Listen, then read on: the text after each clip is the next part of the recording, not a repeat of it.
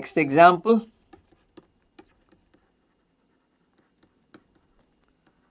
Of conditional expectations.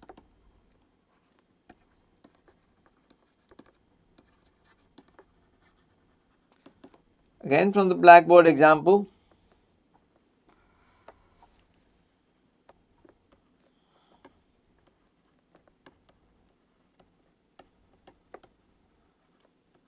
But wasn't done in detail in the blackboard. So we will do it more detailed here. So here x and y are two continuous random variables.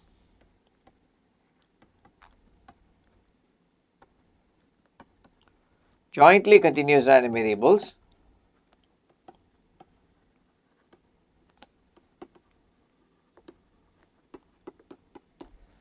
Okay, such that, right, as was done in the blackboard, that if y, let me create another page so that it will, I can seamlessly go on there. Okay, so y given x equal to x naught, we gave this example earlier.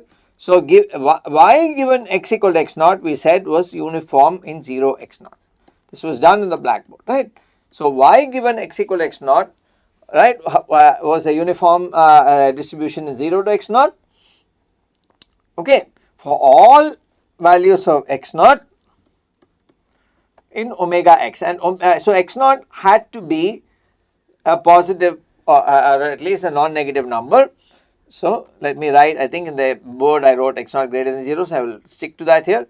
So x naught has to be basically a positive integer, but in a degenerate case can also be 0, but we will not worry about that, right?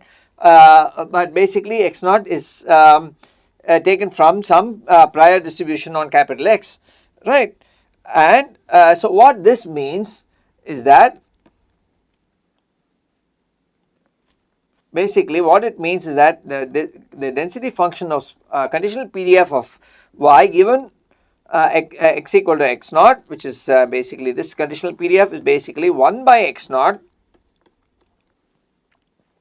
for small y, the argument of this conditional PDF between small 0 and x naught, right, and it is 0 otherwise. That's what is the meaning of this statement up there, that the distribution of y given x equal to x naught is 0 to x naught. Now, so this is the first point. So the second point is now, right, we also to proceed to find to write out the joint statistics, we also need the PMF of, or sorry, the PDF of x. So now let us assume that x given x by itself has the unconditional PDF, right, uniform 0, 1.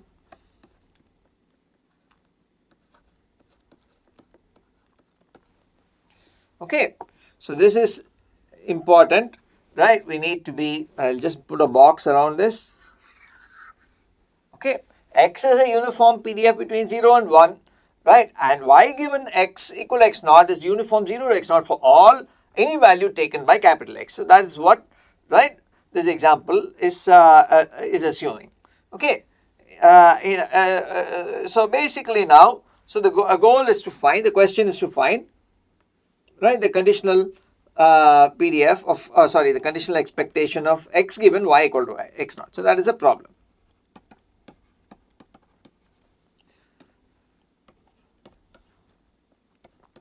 Find the conditional PDF of x given y equal to y naught.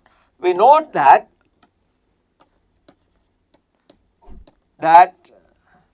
from this specification, that the conditional expectation of y given x equal to x naught, this was again done in the blackboard, is always going to be x naught divided by 2, irrespective of the distribution of x itself, right? So this you don't need to do any calculations. I think you just write this result out by inspection, that if you're given the PDF of y, conditional PDF of y given values of x, the conditional mean can be straight away written out, right, and doesn't require any other information. Okay, but now we're asked to find the conditional expectation of x given y equal to y naught. So for this we need to do the whole analysis. So this requires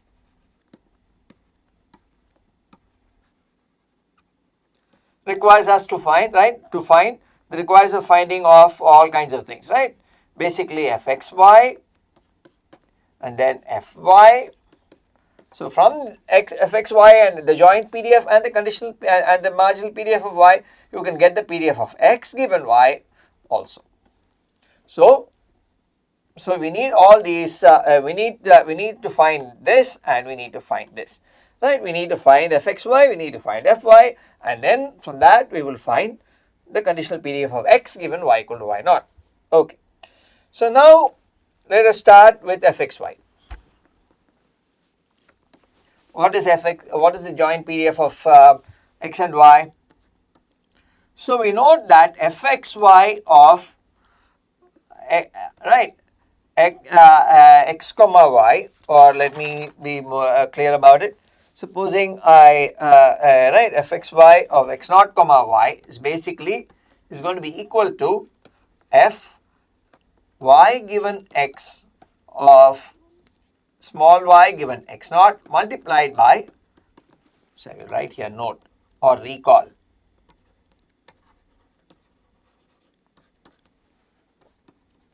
So we know this, right? And this is true for all values of small I. So this is going to be true now for all x naught comma y in the set omega xy. This is a general result, right? No, in all cases. And in this particular example, let us first identify, of course, also identify the omega xy. Okay, so to identify omega xy in this example, so here, so we have x and y. Identify omega xy here. So as omega x is basically this interval 0 to 1, right? And given any value of x, right, the x-axis here, so this is omega x, and given any x naught, what we're saying is that for any x naught in omega x, y given x equal to x naught, I said was uniform 0 to x naught. So how do I translate that to this figure? That means that given any x naught, here, let us say that value of x naught, that means that y takes values in 0 to x naught. So y, it takes values along this vertical line between 0 and x naught. So clearly, as a small x naught varies between 0 and 1 depending on the value taken by capital X, right, you get this particular triangular region as the set of values that x and y can jointly take, right. So for any x naught, right, no matter where it lies on this interval 0 to 1, the value of y is between 0 and x naught. So which means that omega xy basically mathematically is written like this: a set of all points in the xy plane xy such that 0 is less than y less than x. So y can never be bigger than x, right? And both x and y have to be between 0 and 1. So this is basically right the set of values taken by x and y. And this is also the support region of the joint PDF, right? And so now it's fairly easy to so this is of course true only in this example. Okay, now we have right, we calculate, this is our fx omega xy that we found.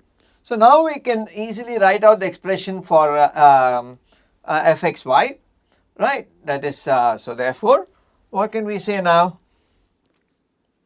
We will go back to this and write fxy x comma y is going to be, in this example here, for this particular example, this fy given x is basically, as we pointed out, is already, right, known to be 1 by x, right, and that is the 1 by x naught here. So this is a f of y given x, right, and then 1, which is fx. So basically 1 by x naught for sorry, I should not, okay, let me put a x naught comma y, right? So fxy, fx naught comma y is 1 by x naught. So basically fxy of x comma y is basically 1 by x for xy in that triangular region.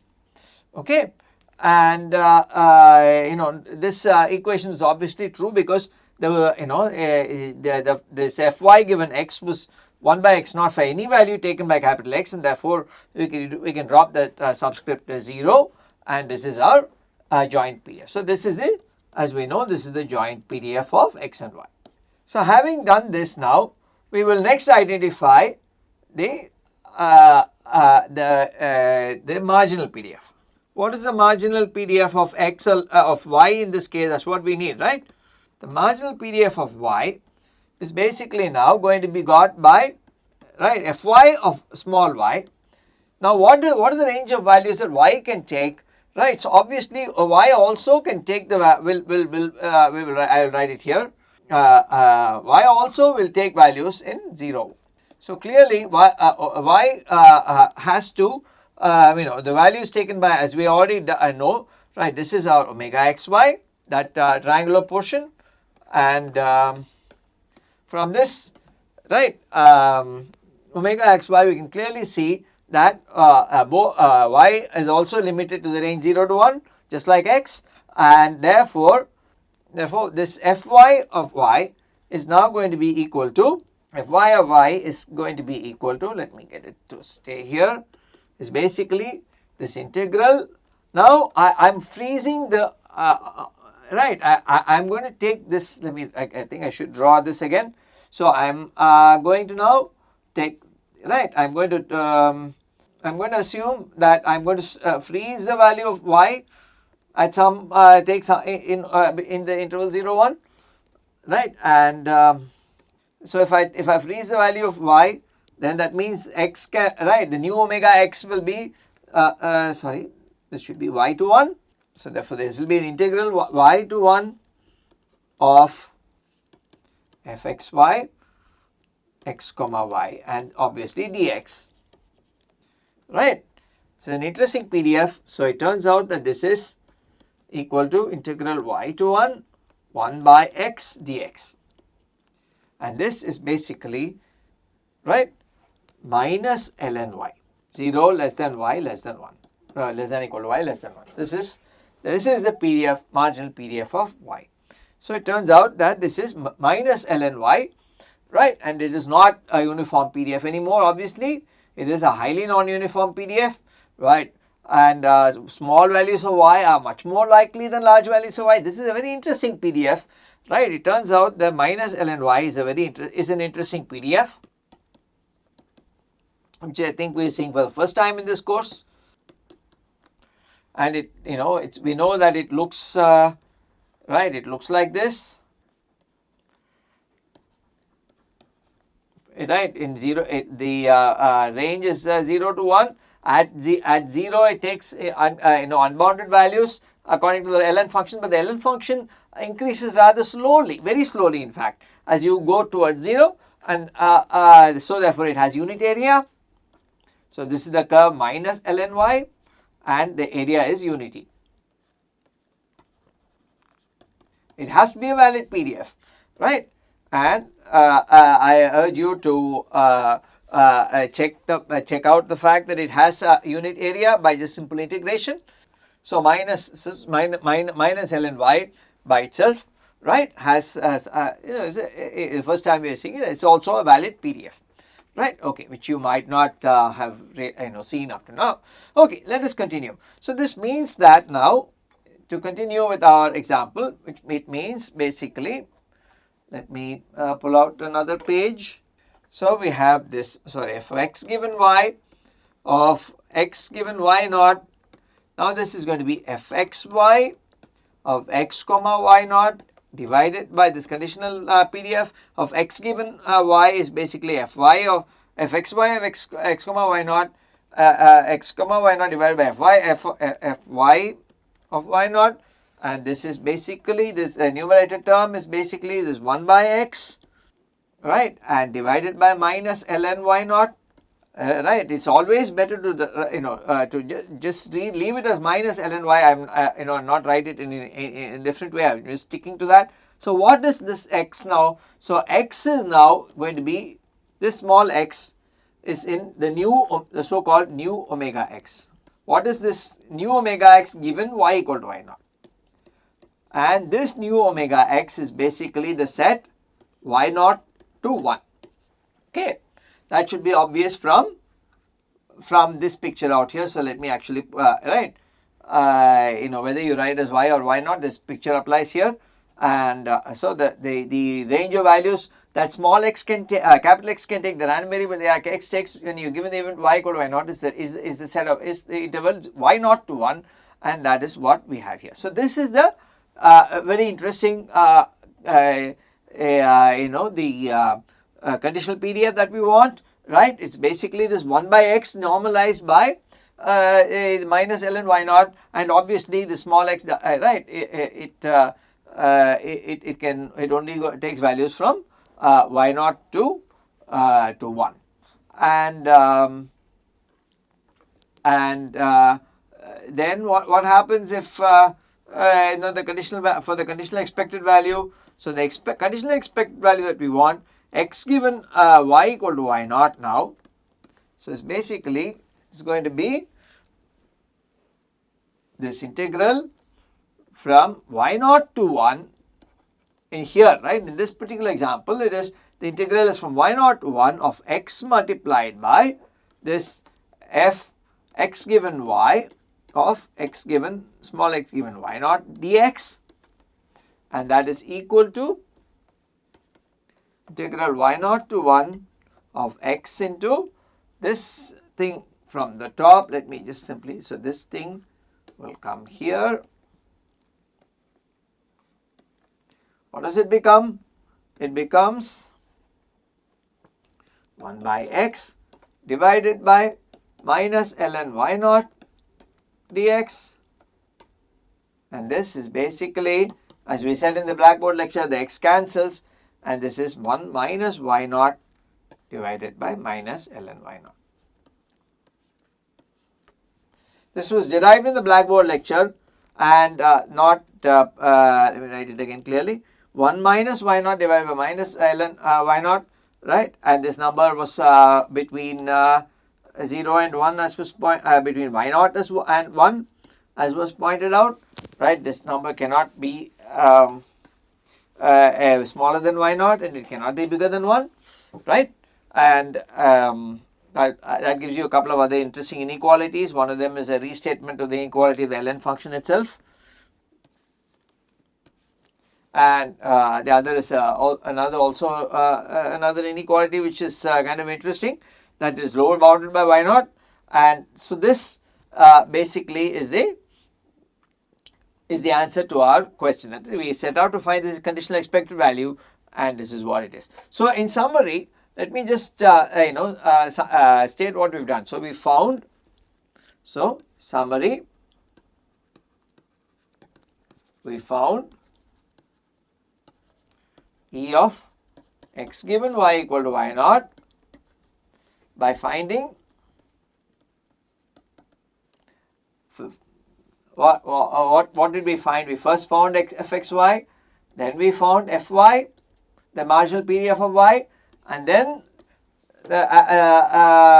when we finally found the fx given y, and then so this was directly sufficient for us, right? So in this particular case, we could find a closed form expression for the conditional PDF of x. So this was what, right? This was sufficient to find the conditional expected value of x given y equal to y naught. So that's basically the Blackboard example explained clearly, and I think, and so I will stop the example at this point.